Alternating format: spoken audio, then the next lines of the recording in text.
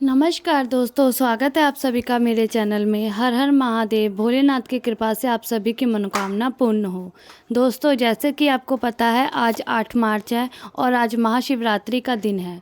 ये दिन भोलेनाथ को समर्पित होता है और ये बहुत ही प्रिय दिन होता है और साल में एक बार ये दिन आता है। रात्रि वाले दिन आपको शाम के समय एक गुप्त उपाय करना है जो हम आपको इस वीडियो में बताने जा रहे हैं और आपको आपकी जो मनोकामना है वो भोलेनाथ जी को कहनी है।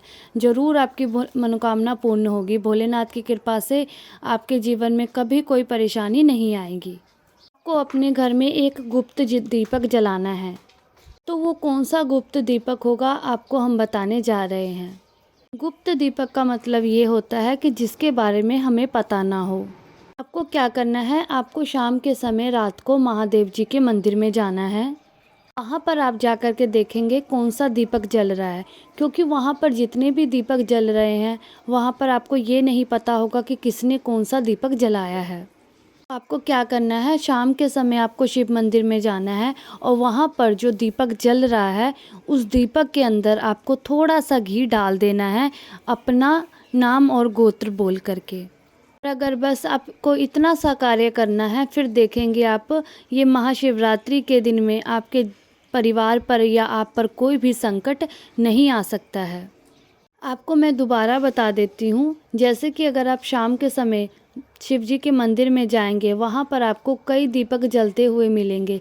जैसे कोई गोल बाती के दीपक होंगे, कोई लंबी बाती के दीपक जलाए होंगे। वहाँ पर जो गोल बत्ती वाला दीपक होगा आपको उसमें डालना है।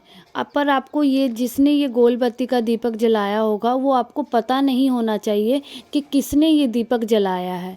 उसके बाद आप उस गोल बत्ती के दीपक में आप थोड़ा सा घी डाल दीजिए। आपने जो पहले से दीपक जल रहा हो उसमें ही थोड़ा सा घी डाल देना। आपने अपना नाम और गोत्र बोल के और अपने परिवार का नाम बोल करके।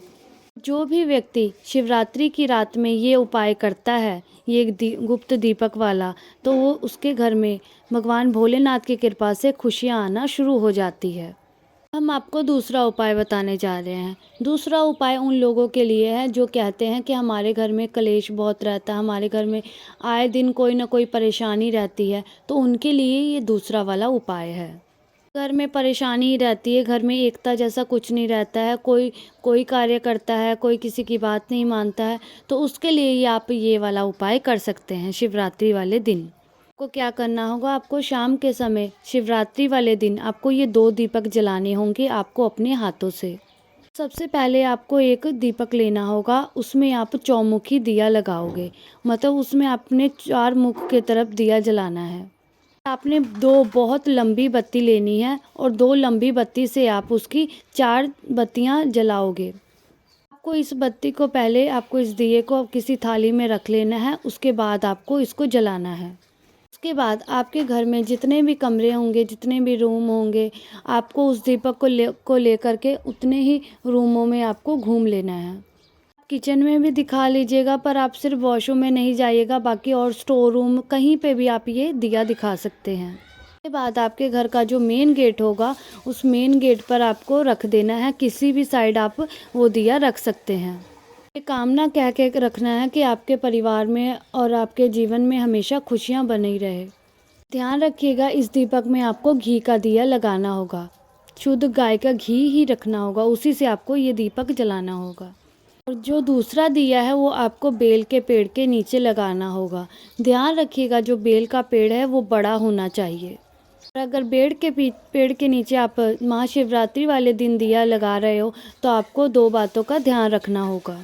जब आप दिया जला रहे हो तो आप ध्यान रखिएगा, आपको यहाँ पर कोई आसन लगा करके या फूल या उस दिए के नीचे आपको चावल रख करके आसन लगा के ही आपको दिया लगाना है।